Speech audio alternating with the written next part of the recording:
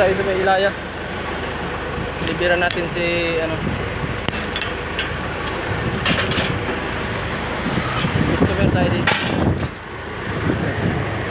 Kumuha siya ng Mountain Dew 12. Yun mga boss, may resibuhan na natin diretso. Ito yung order niya, Lilian Carinderia.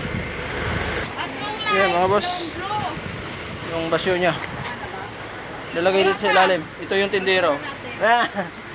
Oh, ito pa isa. Panoorin mo ha, makikita mo to. Ito pa yung mayari. Okay lang Ate ito ba? Ito pa yung ulam nilo. Kunin mo yan. Kinataang laing. Sarap. Order na tayong pansit. Ayan, adobong manok. Pansit. Ilagay ng pansit mo para di ka mahirapan magtagal. Higado. Mga bata ka. Sarap dito ang ulam mga boss. Sino na may pinagulululo? Sarap ang ulam dito mga boss.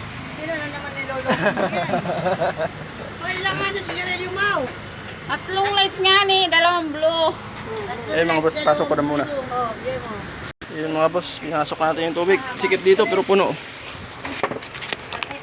Oh. Sikip rito mga boss. Ayan yung lutuan. Yun mga boss, ipasok na natin. Yan mo sila dyan. Mga boss. Ito naman dito ilalagay. Yan. Singilin na natin mga boss. Kaya, sana dumaan na? Yung ano? Breaker?